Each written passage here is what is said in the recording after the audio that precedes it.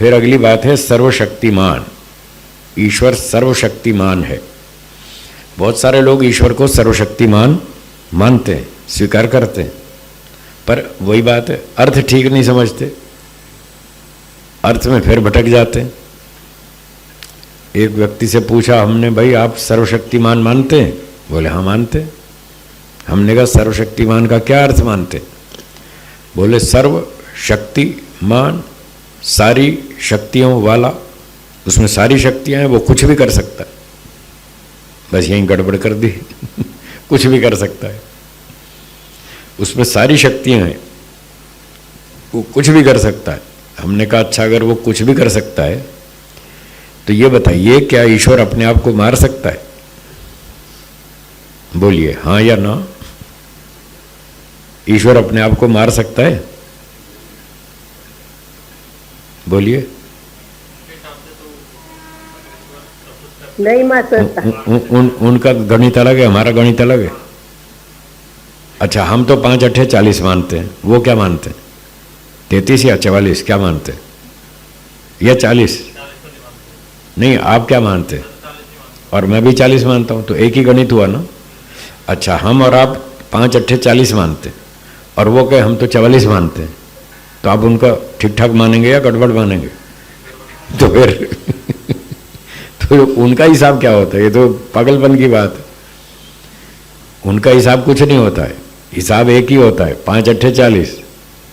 जो 40 से इधर उधर हिला समझ लेना वो पागल है, उसको पागल खाने भेज देंगे। आप बाजार में निकलो ना, पूछो किसी को, हाँ भाई बोलो 5 अट्ठे 44 ठीक है? बोले हाँ ठीक है। आप उसको पागल खाने छोड़ आएंगे। इसका दिमाग खराब है, कहता 5 अट्ठे 44 होता है। जो प्रमाण से इधर उधर हिलेगा, क्या बोला? वो पागल है। ये पागल का लक्षण है पागल की और क्या पहचान है? आप साइंस पढ़ते हैं, साइंस में रिसर्च करते हैं, कोई नया विद्यार्थी ये कहने लगे कि इलेक्ट्रॉन में पॉजिटिव चार्ज होता है। कौन सा? आप उसको ठीक ठाक मानेंगे या पागल कहेंगे? तो वही तो कहेंगे ना, इसका दिमाग खराब है। इलेक्ट्रॉन में पॉजिटिव चार्ज थोड़ी होता है, उसमें तो नेगेटिव होता है। अब जब नेगेटिव को पॉजिटिव बताएगा तो वो पागल ही, गड़बड़ आदमी। तो इसी तरह से जैसे साइंस में एक ही सिस्टम चलता है, इलेक्ट्रॉन में नेगेटिव चार्ज है, भारत से अमेरिका तक कहीं चले जाओ, सारी दुनिया में एक ही कानून चलता है, इलेक्ट्रॉन में नेगेटिव चार्ज है। अग्नि गर्म होती है ठंडी होती है? गर्म होती है। बच्चे से लेकर 80-90 साल के साइंटिस्ट तक सब मानते हैं अग्नि गर्म होती है। तो एक ही हिसाब है सबका। तो ये कहना गलत है कि साहब हमारे हिसाब से, तुम्हारा हिसाब क्या होता है? तो वो तो पागलों का हिसाब है। पागलों का हिसाब नहीं चलता है यहाँ, बुद्धिमानों का हिसाब चलता है। सत्य एक ही होता है। तो अब उस हिसाब से मैंने पूछा, जो सत्य है वो उसी हिसाब से पूछा, क्या ईश्वर अपने आप को मार सकता है? नहीं मार सकता। तो वो कह रहे थे ईश्वर कुछ भी कर सकता है, तो उनकी बात झूठ है। कहाँ कर सकता है वो? ऐसे बहुत सारे काम हैं जो ईश्वर भी नहीं कर सकता है। उनमें से एक ये है कि ईश्वर खुद को नहीं मार सकता है। दूसरा सवाल, क्या ईश्वर अपने जैसे नए 5 ईश्वर पैदा कर सकता है? नए 5 ईश्वर और बना दे ईश्वर अपने जैसे, बना देगा? नहीं बना पाएगा। तो बात उनकी झूठ है ना, वो जो चाहे सो कर दे। ईश्वर डकैती कर सकता है, लूटमार कर सकता है, ईश्वर अन्याय कर सकता है, ईश्वर चोरी कर सकता है, ईश्वर मूर्ख हो सकता है क्या? फिर खामखा बोल रहे हैं कि ईश्वर जो मर्जी कर सकता है। तो सर्वशक्तिमान का ये अर्थ गलत है कि वो जो चाहे कर दे, गलत है। तो फिर सही अर्थ क्या है? सही अर्थ ये है कि ईश्वर को जितने काम करने हैं वो स्वयं कर लेता है। ईश्वर को जितने काम करने हैं वो सारे काम स्वयं कर लेता है, दूसरे की मदद नहीं लेता। इसलिए वो इस सेंस में वो सर्वशक्तिमान है। उसके पास सारी शक्तियां कंप्लीट हैं, हमारे पास तो नहीं है। हम तो इसलिए दूसरे की मदद लेते हैं। अब हमको ये माइक्रोफोन चलाना है, हमको ठीक से नहीं आता, तो हमने इनकी सहायता ली ना, भाई आप आओ हमारी हेल्प करो, सब लोगों को सुनाना है, तो हमारा सिस्टम ठीक कर दो। इन्होंने कर दिया, ये उस लाइन में एक्सपर्ट है। अब भोजन बनाना हमको नहीं आता है, तो हम दूसरों की सहायता लेते हैं, माता जी भोजन बना दो हमारे लिए, भूख लग रही है। तो कोई भोजन बना देता है, कोई कपड़े धो देता है, कोई झाड़ू पोछा कर देता है, कोई कार बना देता है, कोई स्कूटर बना देता है। हम तो सबकी सहायता लेते हैं, हम अकेले नहीं काम कर सकते। अल्पशक्तिमान है और ईश्वर सर्वशक्तिमान है। उसको जितने काम करने हैं वो खुद करता है, अपने सारे काम स्वयं करता है, किसी से दूसरे से मदद नहीं लेता। हमको पकोड़े बनाने हो तो पूछना पड़ता है, माता जी बताओ ना कैसे बनेंगे, सलाह लेनी पड़ती है।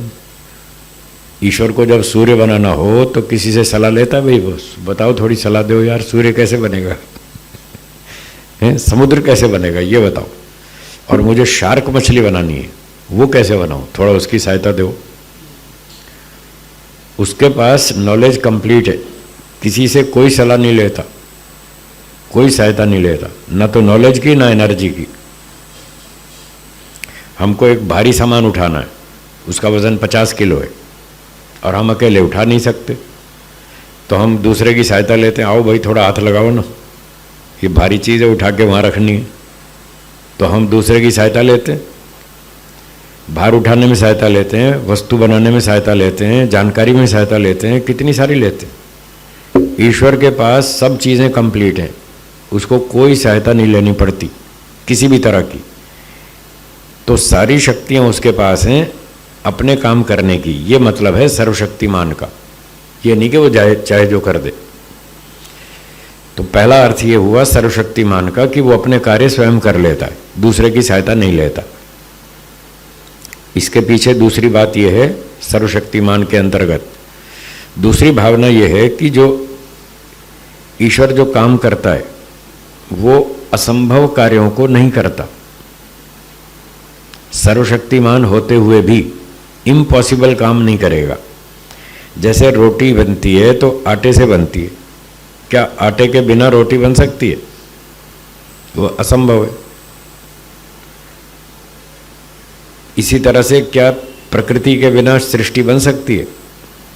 नहीं बन सकती, असंभव है। तो ईश्वर भी इस असंभव कार्य को नहीं करेगा, बिना मटेरियल के जगत को नहीं बनाएगा, अपने काम स्वयं करेगा एक बात, और असंभव कार्यों को नहीं करेगा दूसरी बात। तीसरी बात, अपने गुणकर्म स्वभाव के विरुद्ध कामों को नहीं करेगा।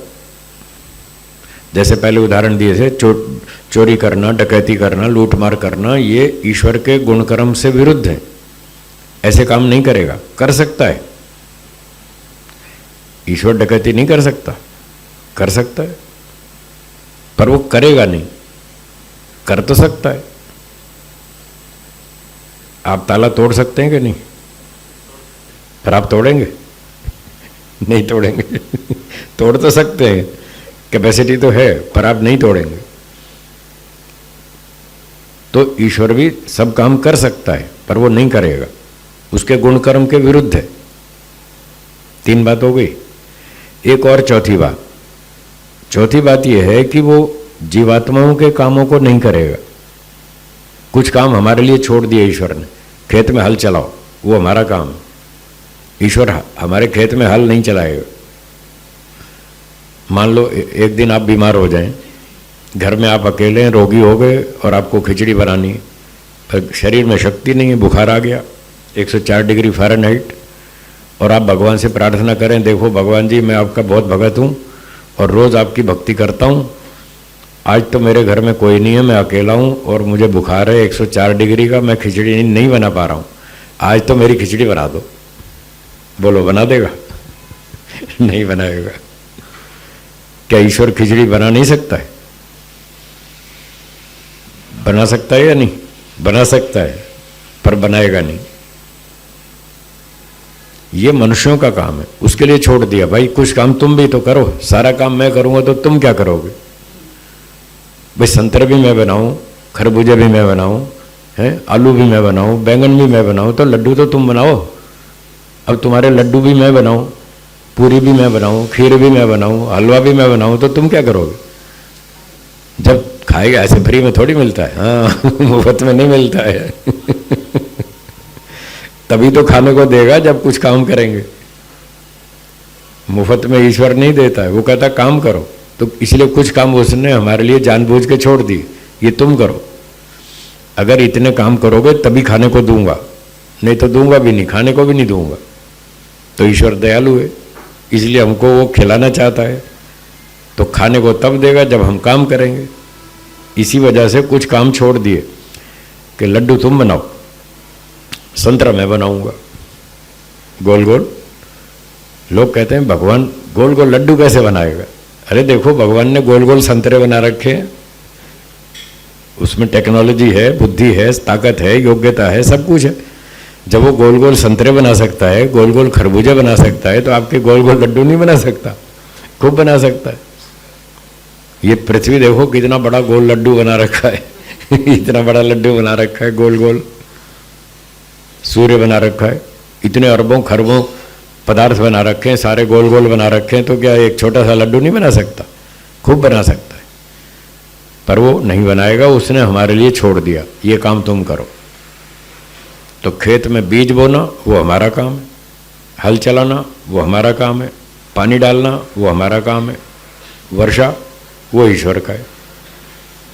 गेहूं बनाना, बीज बनाना उसका काम, फसल बनाना उसका काम, खेत से काट के लाना हमारा काम, फिर उसका आटा बनाना वो हमारा काम, फिर उसकी रोटी बनाना वो मनुष्यों का काम, फिर उसको खाना वो भी मनुष्यों का काम, लेकिन उसको पचाना ये अपना काम नहीं है, ये ईश्वर का काम है। हम खा तो लेते, खेत से फसल काट लाए, वो कूट पीस करके आटा बना लिया, रोटी बना ली, पराठा बना लिया, खा लिया, यहाँ तक तो हमको आता है। पर पराठे खाने के बाद उसको पचाएंगे कैसे, वो नहीं आता हमको, वो ईश्वर का काम। तो इस तरह दोनों के काम बटे हुए हैं, वो अपने काम करता है, हम अपने काम करते हैं। हमारे काम वो नहीं करेगा, वो कर सकता है पर नहीं करेगा, और हम ईश्वर का काम कर ही नहीं सकते। हम तो कर ही नहीं सकते, हमारी ताकत ही नहीं, न हमारे पास बुद्धि योग्यता है, न शक्ति है करने की। हम गेहूं के दाने नहीं बना सकते, हम सूर्य पृथ्वी को नहीं बना सकते, हम बकरी का शरीर नहीं बना सकते, मक्खी का शरीर नहीं बना सकते, हमको नहीं आता बनाना। तो उसके काम हम कर नहीं सकते, पर हमारे काम वो कर सकता है, फिर भी करता नहीं है, उसने अपनी सीमा बना रखी है। तो सर्वशक्तिमान में ये चौथी बात थी कि वो कर तो सकता है पर करेगा नहीं। ठीक है जी, ये है सर्वशक्तिमान का ठीक अर्थ।